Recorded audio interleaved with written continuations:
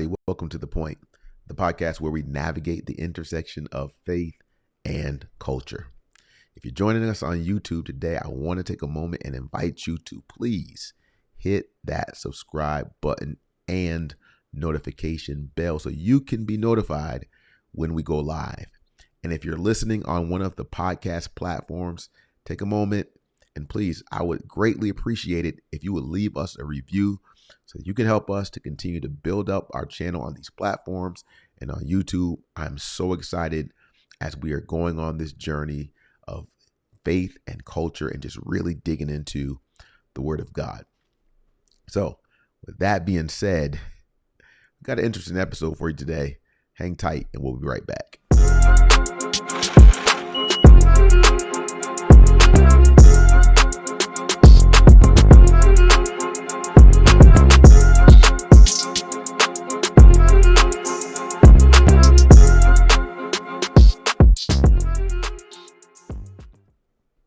Again, thanks for joining us here on The Point, the podcast where we navigate the intersection of faith and culture. And today I was going to talk about the challenges associated with consumerism. And I started recording, I was getting into the episode, and for some reason, I just wasn't feeling it. I was getting ready to just say, you know what? Let's just take a pause. We'll come back next week. I just couldn't get the lesson, the words together. Had everything all planned out. And I said, you know what? What do you do in those moments where you're just not feeling it, right? We all have those days. We all have those moments. We all have those times. We all have those seasons. You got something to do, whether it's work, whether it's school, whether it's church, whatever it may be. And for some odd reason, you just cannot get it going, right? You can't find the inspiration. You can't find the words, whether it's, in our personal life, in our prayer life, spiritually, in our relationships. You get up some days and you're telling yourself, you got great ambitions and great hope, great plans to do some good things. And sometimes, you can get going and then somewhere, whether it's early morning or mid morning or whatever, you just start hitting that slump, right? We've all had those moments. You just feel like it's just not here today. So I wanted to take a moment. This will probably be a relatively, small episode, but I wanted to take a moment to just encourage somebody in those moments where you feel like, you know what, it's just not here today. Do it anyways. You may not feel motivated. You may not feel encouraged. You may feel like putting it off. You may feel like, you know what, maybe I'll just give up on this. But don't do that. Dig deep. Find that place. Find that spark, if you will, in which you realize that you have a goal in mind. You have something that you are wanting to achieve, and you know that doing nothing will not help you get to that next place, make that next extra step. So the scripture came to my mind in Ephesians chapter 6, when it talks about putting on the whole armor of God. But that one line in verse 13 that says, when you've done everything you can do to stand, just keep standing. After you've done all you can do to stand, right? Don't give up. You have a great future. You've got purpose, and you may have experienced setbacks along the way, but keep on standing. And you'll find out that if you keep standing, eventually you'll have the strength to make that first step. And once you make that first step, you can make that second step. And here I am talking to you in this episode, in which for a moment there, maybe there wasn't going to be an episode, but here I am in this moment telling you, you know what? Find a way to get it done. You see, I've been recording, videos for my class that I'm currently engaged in on my doctoral journey, and I've been just pouring through information on, apologists throughout history and the different types of apologetics, the classical apologetics and the presuppositional apologetics and the cultural apologetics, and some things that I'm going to be very excited to bring to this channel, because I know that there are a lot of you out there that are very interested in digging into the history and the ability to take what was, bring it to what is, and explain it to those in your circle in a way that makes it relevant. So I've been digging through all of these different things and looking through all of this information, and also preparing to get ready to go back to school for my actual vocation, my other vocation. As you know, I am a pastor, but I'm also a 6th grade ELA teacher, which we're starting back school on next week. And so I've been trying to get ready and prepared for school, and I've got all of these different things going on. And I begin to think about the journey that I've been on after graduating high school and going to Bible college, working at Comcast as a technician, becoming a personal trainer, becoming a chaplain and an on-call firefighter, being a pastor, being a teacher, being a husband, a father, a son, a brother, all of these different hats. And I begin to consider the tapestry of my life and said, wow, and just all of these different facets. And it seems like I was doing all of these different things. And I really begin to consider how all of these different things that I've done have informed a part of who I am. They were all experiences. They all gave me information and education. They taught me things about who I am: sacrifice, failure, triumph. And as I began to consider it, I said, wow, I've done quite a bit. But for me, as I look at the tapestry of my life, the question is not what's left. My question is, what's next? So sometimes the weight of everything that you've experienced, everything that you've been through, your defeats, your triumphs, sometimes they'll weigh down on you. And in that moment, you can find yourself lethargic. You can find yourself overwhelmed and overcome. And say, you know what? I just don't feel like doing today. And that's sort of kind of like where I was at today.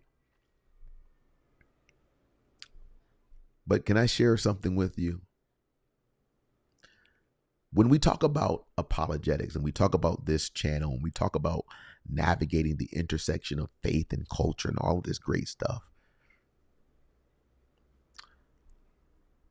it hinges on our ability to do as Peter said, and that is to be ready to give an answer to everyone who asks us, why do you have hope? And when I consider that question, why I have hope, and I could give you the biblical arguments and the evidence and all of those things. We could talk about the cosmological argument and the teleological arguments and the moral arguments. We can go down that path. Or I can look you straight in the eye or the camera right now.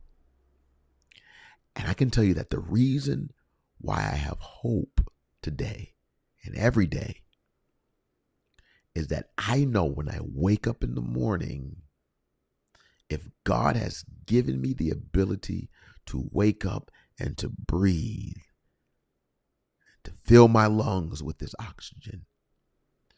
That each morning, each moment is an opportunity to go out into the world and reveal his glory through my life. And so I can't give up.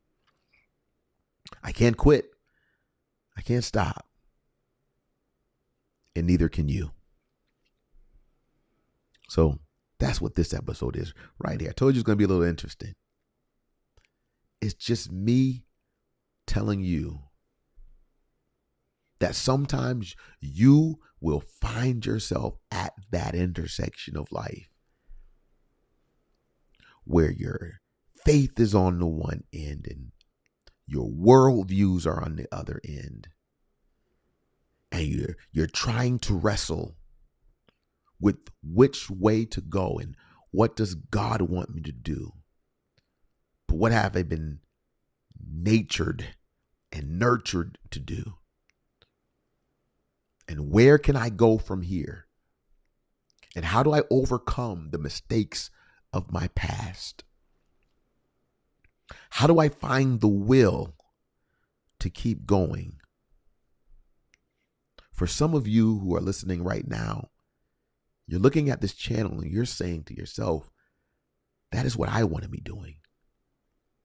I can see myself sitting behind the camera, speaking to an audience of people that I do not know, and I can visualize it, but I'm afraid because although I can see it, I don't know what I would say. And what I would say to you today is that you may have those moments where the notes don't come together, the writings don't come together, the message doesn't feel like it's coming together. But I'm encouraging, no, I'm challenging you right now that if you only start by picking up your phone and hitting that button and say, hey, everybody, all I wanted to do was to encourage you to have a great day. And you don't know who it is that will see your reel or your story or your post. And maybe that person was getting ready to end it all and they saw your smiling face. You see, society will have us chasing the views and the likes in an attempt to go viral. But what if your call is not to go viral, is not to reach thousands, is not to reach millions? What if your call was only to reach one? So, this episode today, I told you it's going to be interesting. I have no plan. I have no notes. I did, but hey, we're just here because this episode is for you. I'm looking at literally a camera, but figuratively, I'm looking at you. And I'm looking at the tapestry of your life. And some of you are sitting there right now after coming through broken relationships and broken marriages and friendships and just brokenness. And you're wondering what you have left. But I'm telling you that if you pick up those pieces and bring them together, you will have a beautiful quilt. You will have a beautiful mosaic of everything that you have experienced. And it is then that you will be able to truly understand what Romans 8:28 says. And we know that all things work together for the good to them that love God, to them who are called according to his purpose. My friend, today, you have purpose. And if you're listening to this podcast, if you're looking at this YouTube channel, if you haven't turned away right now, it's because you know that this message is for you. You've been waiting for long enough. You've been putting it off for long enough. You've been allowing your own insecurities to stop you for long enough.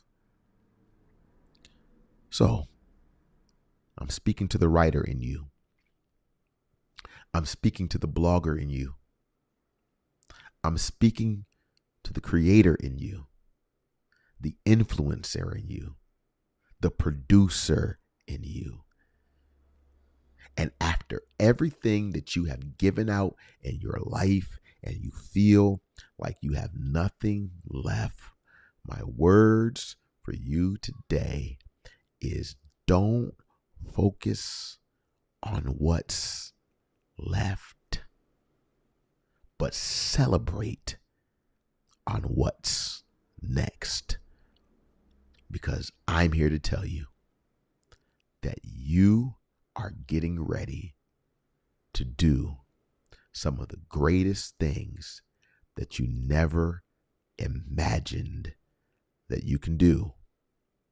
And I am excited about your future and our future as we continue on this channel, as we break down the scriptures to find true meaning, where our theological constructs can become practical realities, where we can actually walk out what we say and think and believe, and where we can navigate the intersection of faith and culture.